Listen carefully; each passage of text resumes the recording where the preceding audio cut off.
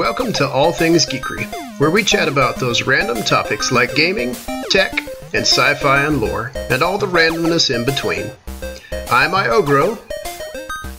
And I'm Victus, and it's time for a little geeky chat.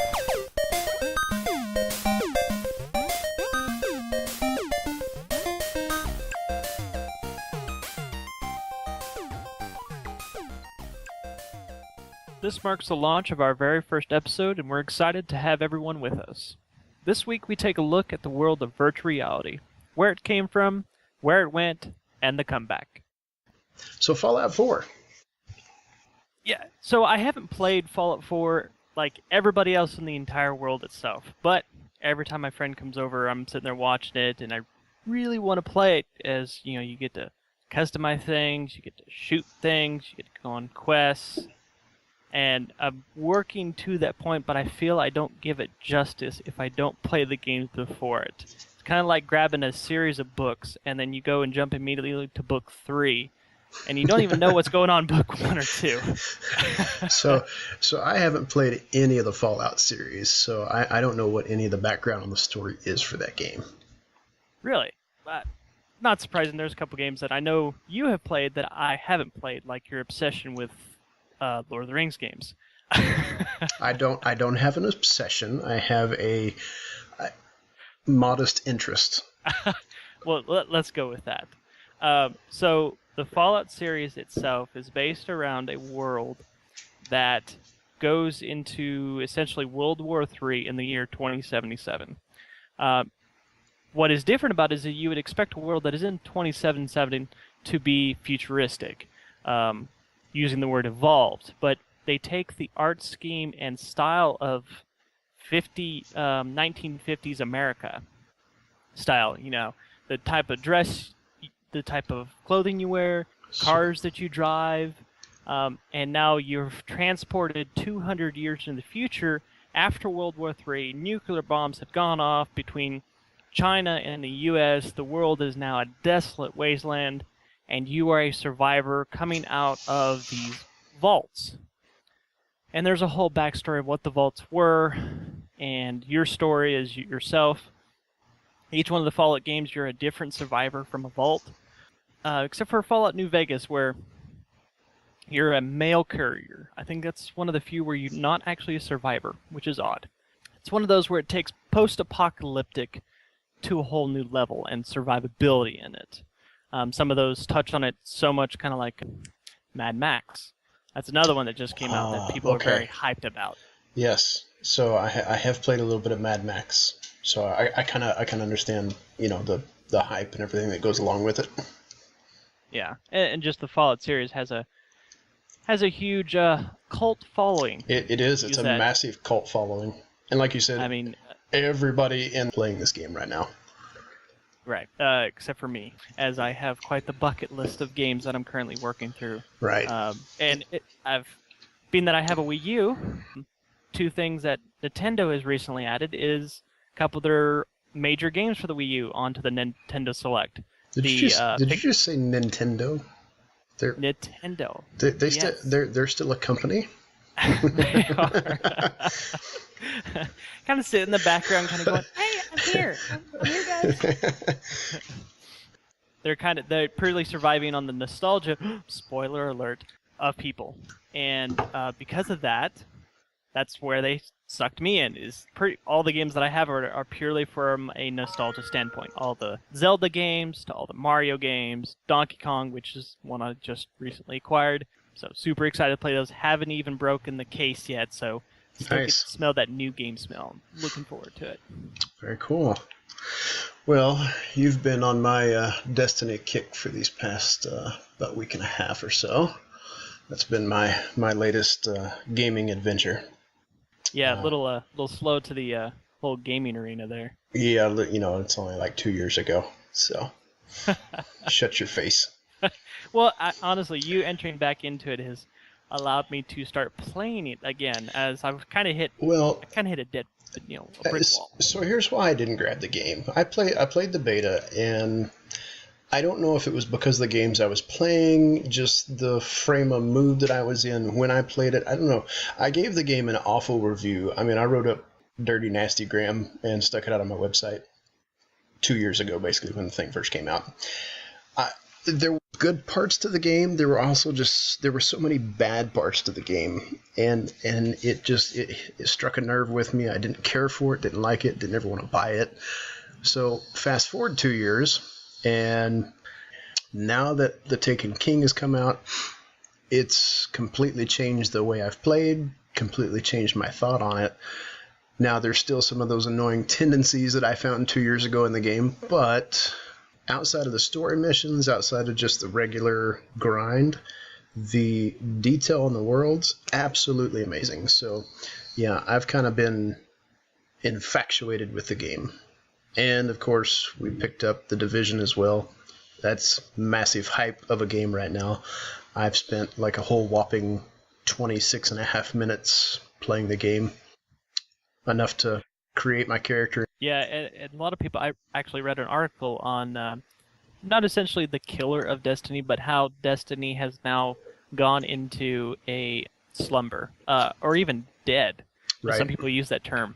And they made note that all the streamers that were playing Destiny just a month ago, streaming it like nobody's business, are now streaming The Division. Yeah. Dude, so here's the funny thing about The Division. You get so immersed into the world. It's dark, it's eerie, it's exciting, it's a story that's all entangled together while you're killing bad guys. What better kind of game could you have?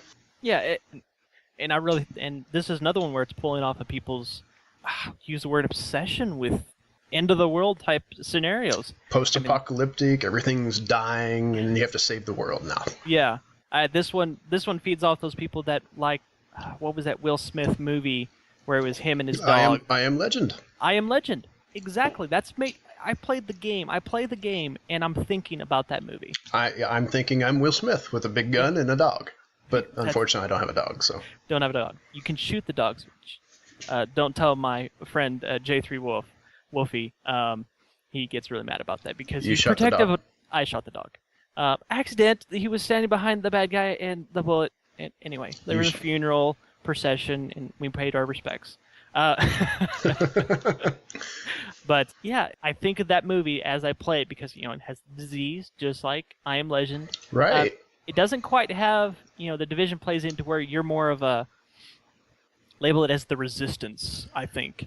It doesn't tell you how the rest of the world is. You can assume it's spread beyond the ground zero that is Manhattan. As far as I played, which I'm now level 7, I haven't done a whole lot of quests. They haven't made mention that it's spread beyond it.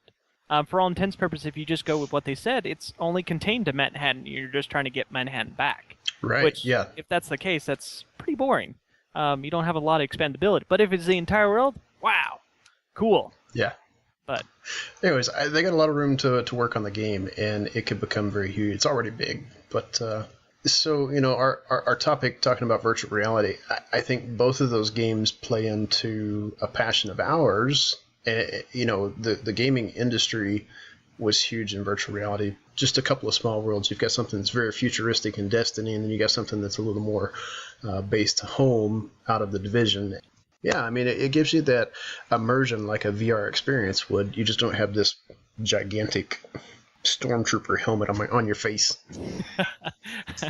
Yeah, we've moved past that technology. It's shrunk down a little bit. Now we just have things we put on our face, whether you're talking about the different current ones or some of the old prototypes. But I think it's the biggest draw that people have is the alternate reality of games that put you in your own world where they use Earth and not some other place or a completely alternate Earth. It's one that could very well happen here. Now, right. Yeah, absolutely it could. Going into our main topic, virtual reality, I looked up the definition of each one of those. And virtual means like an item, but not, in its simplest terms. It is close to, but not. So, is that the Webster dictionaries? That is a Reader's Digest of the Webster. First, you have reality, which is what is. So that's where you get virtual reality. And according to our thought process that we have now today, we think virtual reality, and you think, boom, holodeck, you think the current devices that are out, which I won't spoil that for your part of the topic there. Yeah, don't be cutting into my episode. Come on now. But that's, people think about it that way, where it's really, it encompasses a lot more if you take it at the terminology that it is. It takes in pictures by themselves. They are a like reality, or anything that would be involved in that, where you're making something like reality, but it's not. So, I guess with that, we'll start off with the history of virtual reality, and then we'll segue into your current. What are we looking at today? Doing the research on virtual reality, I was quite shocked at when they officially start mentioning the items. Yeah, it's so early. I had no idea it was this early of a time frame that they started talking about this stuff. One of the dates I have here is 1838. Before the American Civil War, you have devices like the stereoscope. Scientists found out that you can take two pictures, use the human brain, and combine them, and it creates a 3D image. In 1838, they were able to figure this out, and they had devices to do this. And then it goes from there. And we complain about iPhones. And we complain about iPhones. Ugh, first world problems. You go from there, and you work your way up to the Viewmaster. I think, at least I had a lot of experience because my grandma had one of these. They were the little plastic devices that had the little pull stick on the side. Yeah, the little clicky thing. Yeah, clicky thing. It has the disc in it. Yeah. Yeah, that's a virtual reality device. First one that appeared on the screen, 1938 for the Viewmaster. I had to point that one out because that was one of my favorite things to look at. Wait, 1938? 1939, excuse me. Wow. 1939. 1938 is another one. So I'm thinking like, clicky thing on the side is like an 80s toy that we used to buy, as kids. I mean, I was born in 1981. I remember having these things growing up as a kid. I didn't realize they were first talked about in 1938, 39. Yeah, well, it wasn't quite the plastic ones that we used. It was more of a wooden one that you put these black and white pictures in. What, no plastic clicky button in 1938? No, apparently not. But you move from that to the opposite side, to the theater realm, which is in the 1938. You have the first published mention of virtual reality. It was by a French poet by Anton Artaud. He viewed theater quite a bit, and he coined the phrase, I won't even try to attempt to say it in French. Tried it, couldn't. The reality virtual is how it comes out in French. It comes from his essay, The Theater and Its Double, which, according to multiple sources, is the very first public mention and use of the term virtual reality as we use it in the English. Now, when we say theaters, I mean, we're talking like live stage theater, or are we talking go in and watch a screen of some type of black and white? This is the on stage. Okay. On stage acting, and he made note that of how it drew you in. It created this alternate reality as you watched it, whether it's a play of Dante's Inferno or a very mystical play involving fairies and nymphs, etc. You move on from there, and there's not a whole lot of mention of, besides our gadgets that we have, there's even some they used flight simulators in 1929. They had flight simulators. How do you have a flight simulator in 1929? Well, it's I mean, it's definitely not the 3D ones we play with on our computers today, like Flight Simulator 2000 or anything like that. But it's basically a big mechanical box. It honestly looks like those toy airplanes you get at the supermarket. You put the quarter in, you kind of rock back and forth with your 5-year-old. It's just one of those, you crank the steam engine to get it going. Yeah, and they would train pilots on it. One little note is that during World War II, we're jumping ahead here in the timeline a little bit, 10,000 of these, what they called blue box, were used to train pilots in World War II. Or I didn't realize that it was because of a flight simulator. Yeah, it moves to that in World War II, and they even talk about it in today. Of course, it's the more up-to-date ones. Moving on to the next advancement in virtual reality, you have the experience theater in the 1950s. The The experience theater, and we've heard about it, maybe even some of us have experienced it, is the ones where you go down and you sit in, and it has certain mechanisms in the area that simulate both wind. You see it, you feel it, you can smell it. It creates the whole experience for, I think some of the theme parks like Disney have. You're right. Yeah, it's no different than, like a roller coaster ride that's enclosed. Right. They spray water in your face like you're going through a waterfall or whatever. Right. Except for this one didn't have all the fancy electronic gadget. It was purely a mechanical device. Interesting. I didn't realize it was so early they created these. I think the first one was created by a Morton Hellig. He was the one that first created this experience theater being a full mechanical device.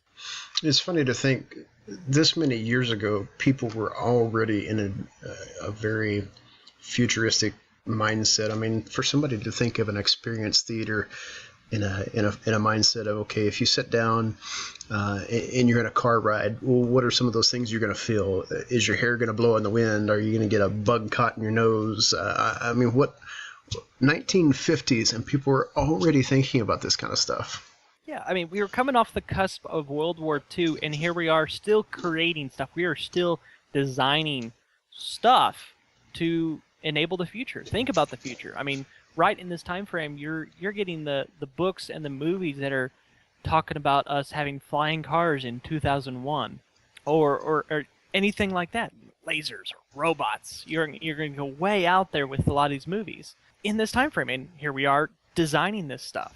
Going from the 1950s, 1960s, you have another brief period there where there's not a whole lot of advancement, but then you have a guy from the name of Gene Dulgoff, which has built the first holography lab. And you won't believe at 1964 what he created in this lab. He created 3D movies, 3D images, and, get this, 3D TVs. In 1964. 1964, he's creating 3D TVs. When was the first color TV? When did that first come out? Colored TV. Now that's a good question. Colored, I would say. It was what, like 56? 53 is what it has. 53. Here. Okay. So from 1953, that's the first idea of ever. People were so used to black and white. People even before that didn't even know what a TV was. Most people back then, unless you had a ton of money, you didn't have a color TV, let alone a black and white TV. And this dude in 1964, just a tad over 10 years later, is creating a 3D TV. 3D TV. Of course, this is probably something that would take up the entire room, or just the operations to run a little 6-inch screen would probably take up the entire room. But still, he was creating 3D images, 3D movies in his lab in 64. And you often wonder, so we spent the last 50 years, I mean, yes, our technology is fantastic compared to then, but we're just now coming full circle to get back. So it kind of boggled my mind when I read that. Moving on to, you jump a little bit and you come to a very, very genius inventor, Ivan Sutherland, in 1968. Now, this is a name when I came across, it's like, I've heard of him before. Heard of him. He created probably the first head-mounted display for virtual reality. This was a fairly ugly contraption, but it was so large it actually had to be mounted from the ceiling. I mean, so are we talking projector here? No, this is a head-mounted unit that you came in. It was lowered over you, but it was so heavy to keep the weight from being on the human body, it had to be hung from the ceiling. I wouldn't want to be the test. Okay, let's lower it down. Let's make sure we got those struts in place. Crash. I wouldn't be surprised if that happened a couple times. Then you have, of course, the iconic 1974 Star Trek animated series introduction of the holodeck. Yes. Yep. This is where all the fanboys growing up have seen it and have wished it and dreamed about it, is a holodeck that you can come in and say, computer, enact environment, Wild Wild West. Plays out right before you. If you are ever considered a geek, you know what a holodeck is. I'm just saying. That's one of those has-to geek cards right there. If you don't know what a holodeck is, you can't consider yourself a geek, a nerd, any type of technologist whatsoever. I'm just saying. Just saying. On a side point, kind of surprised that the newest Star Treks don't have them in the movies, but That's a I know. I was so disappointed. That was one of my favorite parts of the show back then, is watching them go in and do the holodeck. And of course, you get the big movies and all the big actors. Okay, whatever. Too good to have a holodeck. Is it too good? That's all it was. I think they instead opted for some lens flare. Ooh, might draw some criticism there. 1977, little thing came out. Aspen Movie Map, virtual tour of Aspen, Colorado, and it was recorded by mounting a camera on top of a car that took 16 millimeter pictures every 10 feet. So it's the first Google car. That's it, in 1977. That's awesome. With a stop frame camera. Stop frame camera taking 16 millimeter pictures.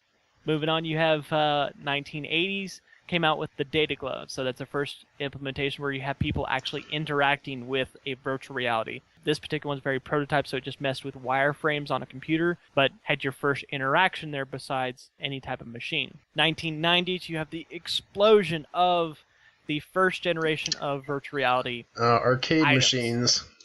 Arcade machines. The price tag on these was astronomical. Oh my gosh. Like 50, 60 grand we're talking, right? Yes. Some in pod sets even mounting up to $73,000 for a pod set of these first generation arcade machines. And albeit they look really cool, but wow, just wow. I never had the chance to use one, but I did actually get to see one. Looking at the tech that was back then, you're like, oh my God, this is such an amazing piece of technology. But then you look at an Xbox that's the size of a lunch pail, basically, and all the information that's processed through this machine. It goes with the shrinking of the microchip. And that always remember that a saying that I always say is, our cell phones have more processing power than NASA when we sent astronauts to the moon. But now we throw birds at pigs. I always say that and people get a laugh out of it. But yeah, we have the introduction, 1991. This one is probably the coolest one I've come across. Is the Sega VR. Oh, was this their big helmet? What is it? It wasn't exactly helmet. Honestly, if you take now I'm pulling it from the present here, Project Morpheus, the Sony VR, and you add red to it and black, that's what it looked like. Okay. It really just looks like a more 90s version of that device, but red and black. And I'm sure the video graphics were of the 90s quality as well. But it attached to the Sega Mega Drive. The what? I know. Mega Drive, what is that? Did you just say Megatron? Hence why nobody knows about it. I mean, I've spent a lot of time in old school consoles, and I've never heard of the Mega Drive. It was a console that didn't last for very long. It was one of Sega's multiple attempts to establish dominance or even establish a foothold in the console market, but this was a time when it was recovering from the 80s crash of the video game market, and it wasn't doing well. Wow, yeah, I've never even heard of that. Tech was really cool. Console didn't do so well. Going from there, you have the actual release of the Sega VR in 94, so a 3-year pan where they announced it and then they released it. Sounds like some bad video game release. 92, Computer Gaming World predicts affordable virtual reality by 1994. Yeah, that didn't happen. It didn't happen. And 94 was about the crash.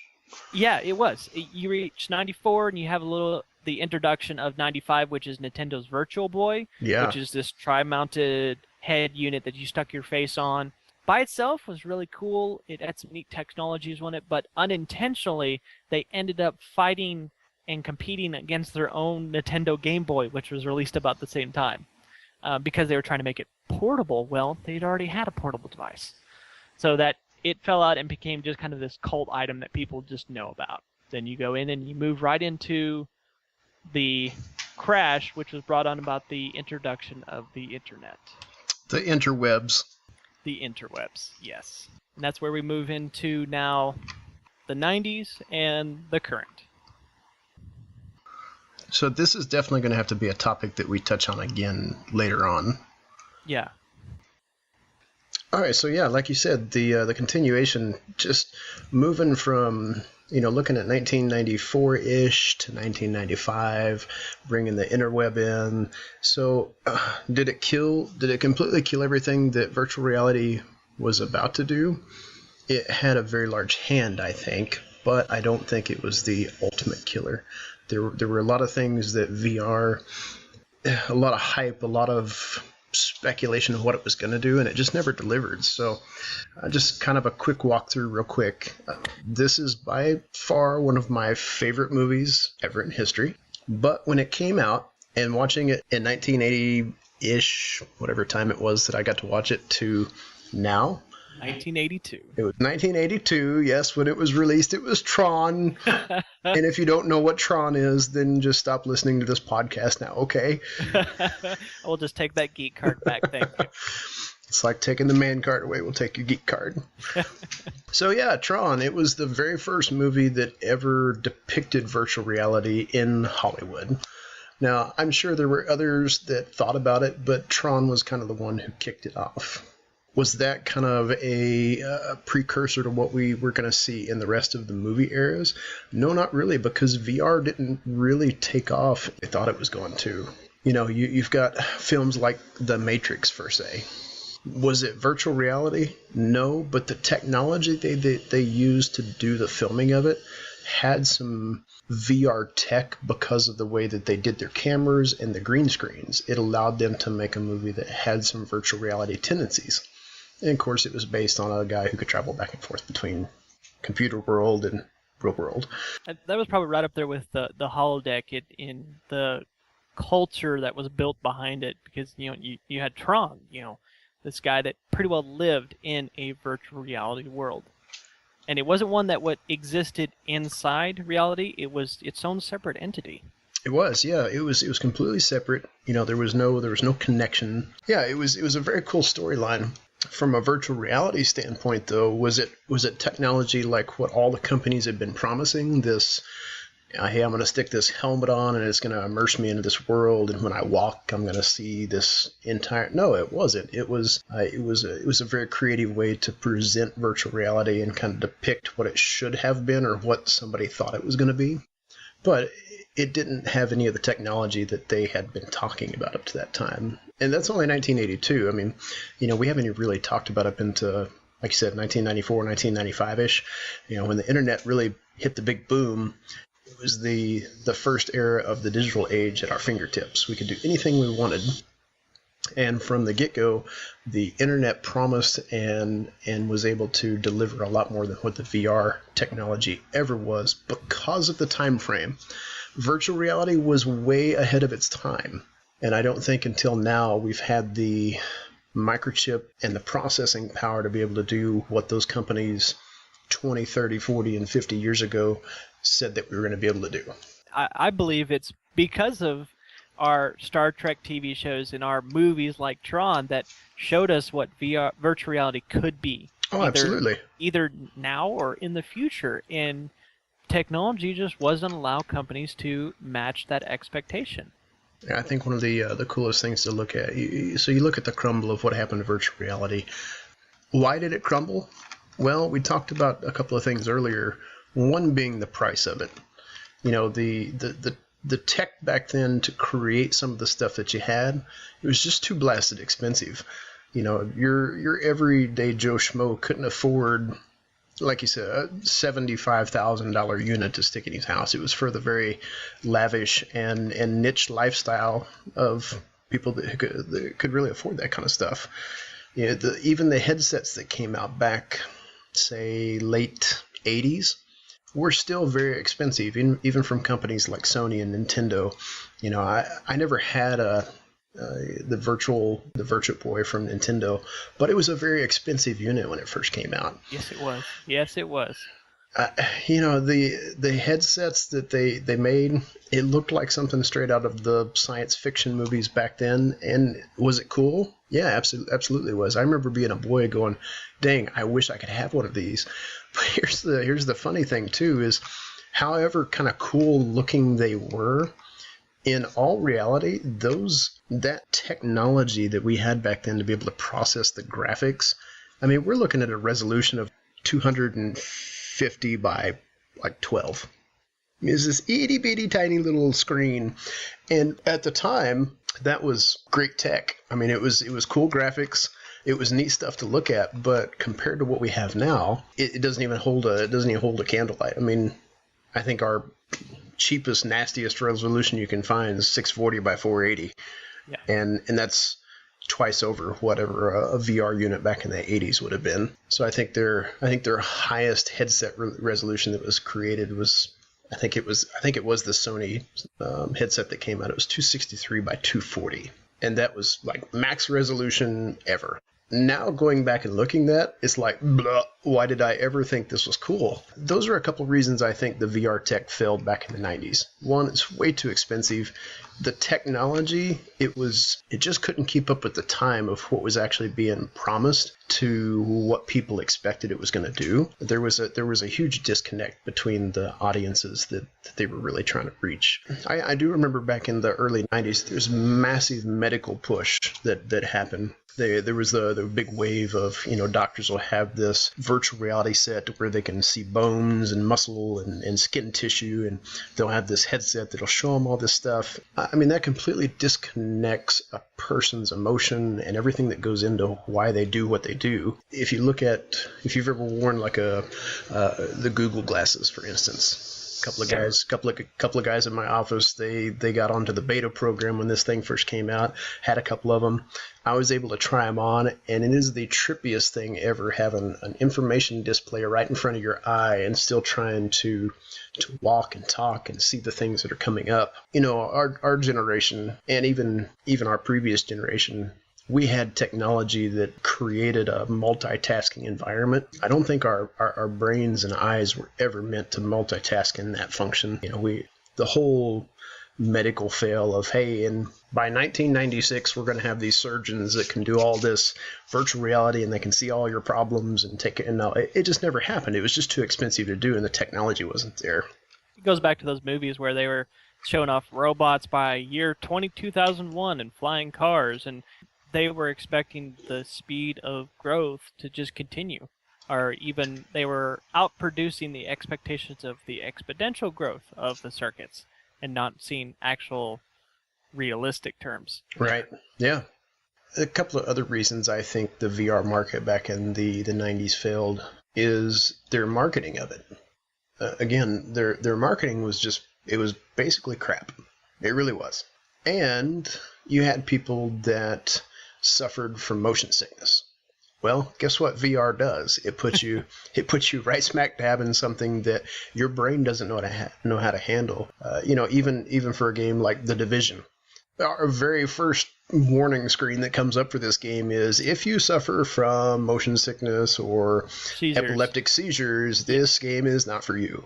Well, guess what? You stuck a cyber helmet on and, you got somebody flopping on the ground. A massive crash back in the 90s. The internet exploded. It gave us our fingertips right at whatever we wanted to search for. Though it was dial-up, it was still there. The creation of email, the creation of, I don't have to write a letter and wait for it to be mailed across the world and take 5, 10, 15 days. I can send an email and it's instantly there. Yep. And that gravitated to people's needs more than, oh, I want this big shiny silver helmet stuck in my head and it's going to give me a fake golf club and I can go swing at a ball. Right on. No, that's not what people wanted. And I honestly think that's why the VR market failed. Yeah. Now, does that mean that virtual reality doesn't have its place? No. I think for the most part, the virtual reality realm that we got to see for games and the entertainment era, I think that portion of virtual reality came much before its time. I think we're just now in the generation, say 5 years ago, to where we got to see the virtual reality tech actually able to do some of the things that we heard 10, 15, 20 years ago. The movies, the entertainment business, even down to some of the games coming into, say, the early 2000s.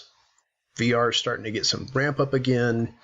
And again, it's always been this thing of kind of nostalgic feel to it because it's so old. We've always heard about it. Never really had the big hype But now we're starting to see a big push for it again. Companies like Oculus Rift, they've made a massive breakthrough into the realm of virtual reality.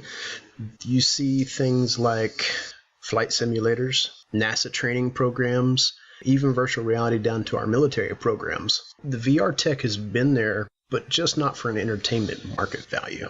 And I think that has to do with the technology. The technology is finally getting to the point both with cost of the creating a product for the user, the production of that to the masses, and the technology to support it. You know, those three things has allowed current VR to, I believe, to be where it's at, to actually be a viable counterpart to our normal gaming apparatus, which is either a computer or you're holding the controller in your hand. Right. You know, I remember the hype about every personal computer that you bought back in the 90s. It was going to come with this virtual reality helmet that allowed you to do all this just amazing stuff with your PC. Yeah, that never happened. You know, I think VR's come a long way. I think there's a lot of really interesting and very diverse companies that are coming up. Yeah, just going back and looking through a history lesson back in the 90s when the Hubble telescope was launched. Again, this is practical use for what NASA was doing, government use, but still, Hubble telescope launched 1993, and there was a giant meteor basically went through the side of the lens. Okay, how do we fix this? It's, 100,000 miles from us now. Well, they had virtual reality tech for simulation, so NASA put their brightest and best at work and created a virtual reality center at the Johnson Space Center and gathered this team and started prepping, started training the team. This is what the Hubble telescope looks like. Here's where it's damaged. They did this whole 3D model. And again, we're talking 90s, so you can kind of guess what the graphics would have looked like, but it became a very successful mission later on. They were able to actually launch the team. They were able to fix the telescope. A very expensive mission, but still, they were able to train here on Earth instead of just blindly going out into space and not having that upfront training. So I think virtual reality has always had its place, just for the entertainment and kind of pleasure factor of it. It was in its wrong era.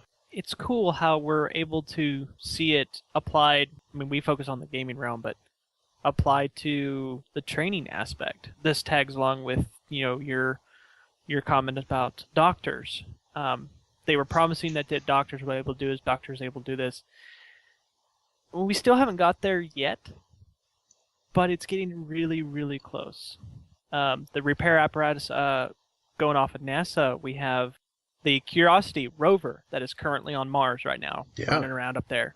They have a simulator that before they send a code to it, which takes, I think it's 8 hours to get there and back, or get a response, they have a simulator that they run the code through, test it, like the robot was actually here on Earth.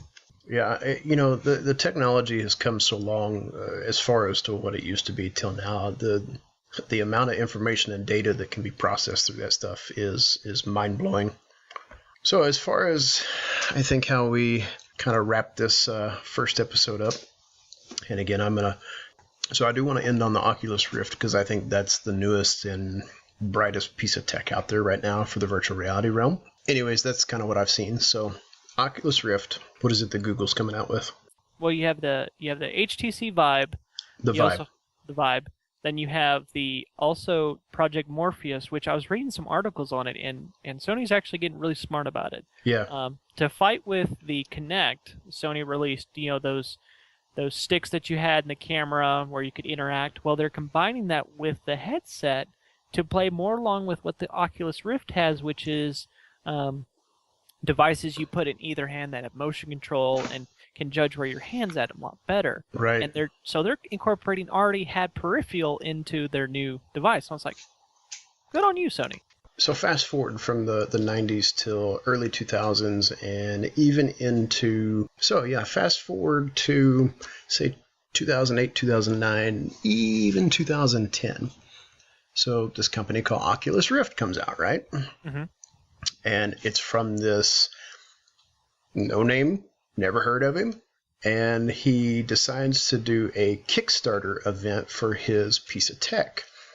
And it becomes this massive rave, and the dude ends up raising like $2.8 million for this whole idea of a gaming headset that would allow you to know where your hands are, but still be able to wear a headset. And as you move your head and as you move your body, the interior of the virtual reality world moves with you. So needless to say, with the gaming sensations that we have nowadays, the technology that we have, it made a big hit. And as of early last year, I want to say January of 2015, Facebook got a hold of this young man and actually bought his company Oculus Rift for something ridiculous like $2 billion. Yeah, that was ridiculous for this guy's. I don't think he was even in his 20s, or maybe early 20s, and $2 billion for his company. I think, yeah, maybe 20 years old. Instant billionaire, right? Yeah. So now fast forward just a year later, and we're looking Oculus Rift for actual people using it for gaming. And I won't lie, it's a really cool looking system, but it's blasted expensive. So again, we come back to the whole price. Now, we've got other tech out there that's expensive as well. You know, you're looking $300, $400, $500 for your Xbox Ones, your PlayStation 4s. You look at all the gadgets that go with them as well. You're still looking at a pretty comparable price as to what Oculus is out on the market for right now. I haven't personally used one, but from the tech that's been given, it's a big hype right now. And I think that's where the market's really going. There's a big use for it. I think outside of even just gaming right now, I think that technology is going to continue to increase for, you know, your medical industries, your military. You go down to any type of government training facility. I think that's going to start to be incorporated in those. So, you know, look at the HTC Vive. Again, another space age looking helmet. The thing that I like about the Vive, haven't used them, but from doing some studies, the Vive actually comes with 2 little handheld lightsaber units, multiple buttons, but again, they allow the system to know where your hands are, so you can control things inside that virtual reality environment and still be immersed in that world. It's pretty cool. That's the device. I had got it mixed up. It was the Vive that has the 2 devices in each hand, not the Rift. Yeah. The Rift just has the big apparatus that sticks on your face. That's it. And then the cool thing about these units like the Oculus Rift, HTC Vive, and even the Morpheus, they've all kind of partnered with the whole Steam-powered engine, and Steam has made this whole VR market available as well. So once these gamers and people start buying these products, they can actually link this up to Steam and start buying these games off of Steam's VR market, and they link right with the systems. Again, back to that whole cloud computing technology move and where we're going in the new age. It'll be interesting to see if it actually takes off, as we're just seeing the release of them this year and into next year. We're just seeing them release, just see them hit the market. One note that I like to bring up is Samsung has gone interesting with it. Instead of releasing and doing research and creating this big apparatus like Oculus Rift, Vive, Morpheus, they've taken devices that are already in your hands, your phones, and they've created a cradle that you just fit your phone in on, it's on your face, and there you go. You have an Oculus Rift or Vive type device. I think their one is called the Gear VR. Then you make mention of Microsoft's also not quite VR, it's more augmented reality. Their HoloLens. The HoloLens. Yeah. So it's another one of those battles that see what wins out. Are people going for a different reality, or would they like to play something on their table that they see right before them? Yeah. It'll be interesting to see. Yeah, I think, like you said, there's a couple of different ways the tech could go. Again, I think they're really trying to hit the gaming crowd right now. Gamers, in the market, they're huge. It's a massive crowd to go hit. And I think it's smart for the companies to pursue it. Companies like Sony, companies like Xbox, PlayStation, they've done a great job with marketing their units that they currently have. I think this is going to be a great addition for it. And I think even past that, for instance, go into the car market. When developers are working on a new design for a car, think about, and I can't remember the name of the movie, It's a Tom Cruise movie, but he's looking at this 3D screen and he's able to pick and pull things from multiple screens and add it into this image. And, take Jarvis, for instance, when Iron Man is working on computer parts and he's able to blow things up in this reality realm and he's able to see it right in front of him. Mm-hmm. So imagine having one of these Oculus Rift devices in a realm like that. It gets transferred into, say, a corporate world, and now you're able to build these products in a 3D model without having to spend tech and money on actual physical materials. People can see dimensions, they can see sizes, they can see colors, all in a 3D realm, and they can make mention of, I like this, I don't like that, we need to change this, and they can do it right there in just this 3D techie realm. I can just see it now. Walk into a corporate office, everybody else at the table is wearing a device on their head looking at this diagram of some really cool apparatus before them, and the guy that just entered the room is looking at a very blank table, wondering what's going on. The meeting room dings. Yep. Well, that about covers it for the virtual reality. Our opinions on what we think is going to happen. Well, we don't know what's going to happen. We don't know what's going to happen. Let a year run through and let's see if it holds on. Well, I think it's time to conclude the show. I think so. I'd like to reach out and thank you all that are currently dropping in and listening. This will be posted on YouTube and on our website, allthingsgeekery.com. If you have a comment, even a comment what you guys would like to see on the next episode, drop us a comment. We'll even give a shout out to some of our favorite comments or people that leave posts in there. Absolutely. Yeah, guys, thanks so much for listening. Give us a little grace period, too, because this is our first go and run at the podcast. We really do hope that you guys enjoyed this. Give us a thumbs up, give us a like, give us a comment and some feedback of what you guys think. And we hope to see you on the next episode. This will be a monthly release, so continue to look for us, and we will see you guys next episode. Sneak peek at next episode, nostalgia. Does it distort our memory or the quality of games we used to play?